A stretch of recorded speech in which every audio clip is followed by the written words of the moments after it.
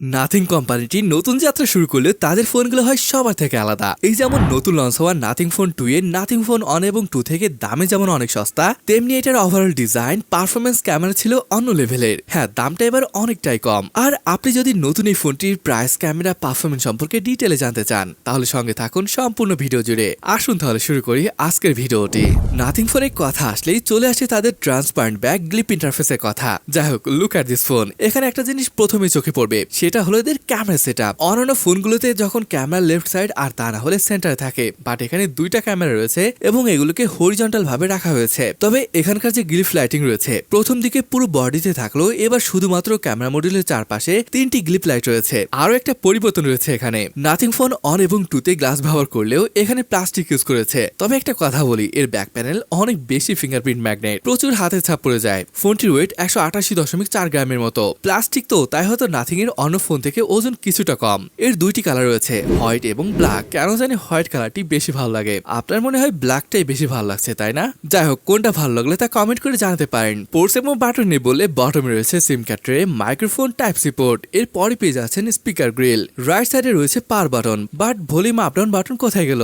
এটাকে আসলে ফোনটির বাম পাশে রাখা হয়েছে। উপরে রয়েছে নয়েজ ক্যান্সেলেশন মাইক। ফোনটিতে ডুয়েল ন্যানো সিম কার্ড ব্যবহার করতে পারবেন। যদি ডিসপ্লে নিয়ে বলি, এখানে পেয়ে যাচ্ছেন 6.7 ইঞ্চের AMOLED ডিসপ্লে। এখানে পেয়ে যাচ্ছেন 120 হার্জের ফাস্ট রিফ্রেশ রেট এবং 240 হার্জের টাচ স্যাম্পলিং রেট। এটি 1.5K ডিসপ্লে নয়, ফুল এইচডি প্লাস ডিসপ্লে। ডিসপ্লেটি পিক ব্রাইটনেস 400 নিটস, মোটামুটি বেশ ব্রাইট একটা ডিসপ্লে। 2160 হার্জের PWM ডিমিং এর সাপোর্টও পেয়ে যাচ্ছেন। এছাড়া ডিসপ্লেটিতে অ্যাডাপটিভ রিফ্রেশ রেটের সাপোর্ট রয়েছে, আর এটি 30, 60, 90 এভাবে চেঞ্জ হবে। আর হ্যাঁ, এর যে বেজেল রয়েছে একদমই সেম সাইজের সব জায়গায়, এমনকি চিনও। ওভারঅল দেখতে বেশ ভালোই লাগছে। অলরাইট, এবার আসুন ফোনটির স্পেসিফিকেশনের কথা বলি। নাথিং ফোন 2 তে ব্যবহার করা হয়েছে Mediatek Dimensity 7200 Pro প্রসেসর এবং এটি 4 nm প্রসেসর। আর যদি আন্তত স্কোরের কথা বলি, এর স্কোর প্রায় 7 লাখের কাছাকাছি আছে। আমি বলবো Qualcomm Snapdragon 778G থেকে কিছুটা বেটার স্কোর আসে। এটি রয়েছে 3টি স্টোরেজ অপশন, 8/128, 8/256 এবং হাইয়েস্ট ভ্যারিয়েন্টটি 12GB র্যামের সাথে 256GB storage. RAM type LPDDR4X, তবে স্টোরেজ টাইপ UFS 2.2, তাই এর রিড রাইট স্পিড খুব একটা ভালো নয়।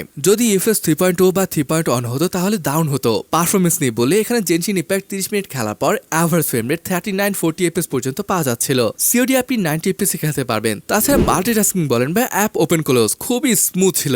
ব্যাটারি পাচ্ছেন 5000 mAh এবং 45 ওয়াটে ফাস্ট চার্জিং সাপোর্ট করে। তবে বক্সে কিন্তু এই চার্জার পাচ্ছে না। ওএসের ব্যাপার আসলে নাথিং ওএস 2.5 এসেছে, which is based on Android 14 এবং এখানে 3 বছরের মেজর আপডেট, সাথে পাচ্ছেন 4 বছরের সিকিউরিটি আপডেট। সত্যি কথা বলতে এর ওএস একদমই ক্লিন, ব্লোটার একদম নেই বললেই চলে। কানেক্টিভিটির ব্যাপার আসলে 5G, dual 4G 4T, Wi-Fi 6, Bluetooth 5.3, সাথে NFC এর সাপোর্টও পেয়ে যাচ্ছেন। এবার আসুন আমরা ক্যামেরা সম্পর্কে কথা বলি। এখানে 50 মেগাপিক্সেলের মেইন এবং অন্যটি 50 মেগাপিক্সেলের আল্ট্রাওয়াইড ক্যামেরা ব্যবহার করা হয়েছে এবং ফ্রন্টে যে ক্যামেরাটি রয়েছে এটি 32 মেগাপিক্সেলের। প্রাইমারি সেন্সর দিয়ে নর্মাল কন্ডিশনে দুর্দান্ত ফটো আসে, যেটা আমরা একটু পরেই দেখতে পাবো। ভিডিওগ্রাফি নিয়ে বলে এর রেয়ার এবং আল্ট্রাওয়াইড দুইটা ক্যামেরা দিয়েই 4K 30 FPS এ শুট করতে পারবেন, যেটা অনেক ভালো লেগেছে। মেইন ক্যামেরাতে OIS এর সাপোর্ট রয়েছে, তবে সেলফি ক্যামেরাতে 1080 60 FPS এ শুট করতে পারবেন। এখন আসুন ফোনটি ভিডিও এবং ফটো স্যাম্পল দেখে আসি।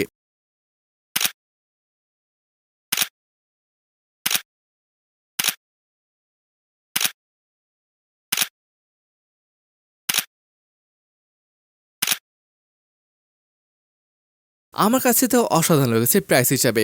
আপনার কেমন লাগলো সেটা কমেন্ট করে জানাতে পারেন। অলরাইট, এবার আসুন দেখি ফোনটির দাম কেমন পড়বে। এটার বেস ভ্যারিয়েন্টের প্রাইস ইন্ডিয়ান রুপিতে 23,999 পড়বে, যেটাকে কনভার্ট করলে দাঁড়াচ্ছে 31,000 টাকা। এবার বলুন ফোনটির ক্যামেরা, এর ডিজাইন বা এর পারফরমেন্স এসব কেমন লেগেছে। আপনার মূল্যবান মতামত কমেন্ট করে জানাতে পারেন। তাহলে আজকের ভিডিওটি এখানে শেষ করছি, দেখা হবে পরের ভিডিওতে।